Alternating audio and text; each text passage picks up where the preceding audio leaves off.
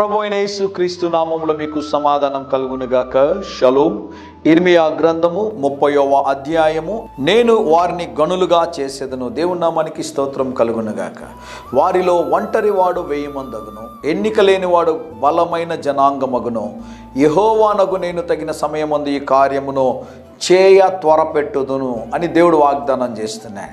ఐగుప్తు దేశంలో ఉన్నటువంటి, శత్రు దేశంలో బానిసగా ఉన్నటువంటి ఆ హెబ్రీ బాలుని దేవుడు ఏం చేశాడు తెలుసా?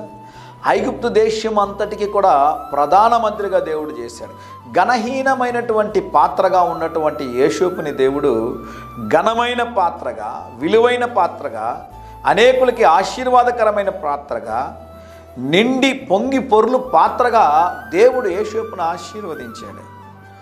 తీసివేసిన రాయిని నా దేవుడు మూలకు తలరాయిగా చేసేటటువంటి వాడు. ఒకవేళ నువ్వు అవమానపరచబడుచు ఉన్నావేమో, ఘనహీనంగా ఉన్నావేమో, అందరూ నిన్ను హీనంగా చూస్తున్నారేమో, ఒకవేళ నీ సొంత కుటుంబము, నీ తోబుట్టులు, నీ స్నేహితులు, నీ వారు అనుకున్న వారు నిన్ను హీనంగా చూస్తున్నారేమో, నువ్వు యేసయ్య దగ్గరికి రా. ఈ ఉదయకాల సమయంలో మోకాళ్ళొంగి, ప్రభు నా జీవితము దేనికి పనికిరాని పాత్రగా ఉంది ప్రభువా, నేను మోకాళ్ళొంగి నా జీవితాన్ని నీకు ఈరోజు నీ పాద సన్నిధిలో ఉంచుచున్నాను ప్రభువా, నన్ను నడిపించు ప్రభువా, నన్ను వాడుకో ప్రభువా, నన్ను ఆశీర్వదించు ప్రభువా అని మీరు ప్రార్థన చేయగలిగితే, నోరు తెరచి నేను చెప్పిన ఈ మాటలు మీరు చెప్పగలిగితే, దేవుడు నిన్ను ఘనపరచడమే కాదు, నిన్ను హెచ్చించడమే కాదు, నిన్ను అనేకులకి ఆశీర్వాదకరంగా ఉంచుతాడు. ఎక్కడో తెలుసా?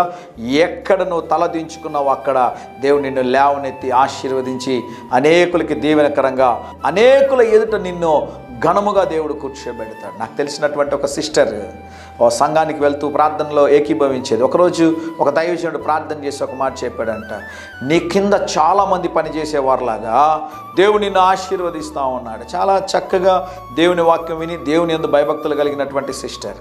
ఆవిడ మనసులో నమ్ముకుందంట, మా కుటుంబం చాలా చిన్నది, మా తండ్రి కూడా లేడు, మా అమ్మ మమ్మల్ని కష్టపడి చదివించింది, అయ్యగారు ఏంటి ఇలా చెప్పాడు, నా కింద పని చేస్తారా, నేనే ఎవరి కింద పని చేస్తానేమో కానీ నా కింద ఎవరు పని చేస్తారు అనుకుంటే, దేవుడు ఏం చేశాడో తెలుసానండి? కొన్ని సంవత్సరాల తర్వాత ఆ సిస్టర్ చదువుకుంటూ ఉండగా దేవుడు ఎంఆర్ఓ ఆఫీస్లో డిప్యూటీ తహసీల్దార్గా దేవుడు చేశాడు. త్వరలో ప్రమోషన్లో తహసీల్దార్ అయ్యేటటువంటి అవకాశం కూడా ఉంది.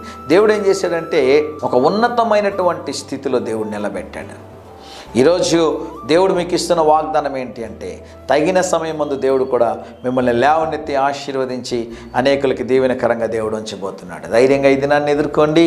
దేవుని సన్నిధి మీకు తోడుగా వచ్చునుగాక. ప్రియ పరలోకపు తండ్రి, ఈరోజు మా ప్రియులు తలపెట్టే కార్యములన్నిటిలో జయమును అనుగ్రహించమని యేసు నామములో ప్రార్థిస్తున్నాము తండ్రి. Amen, amen.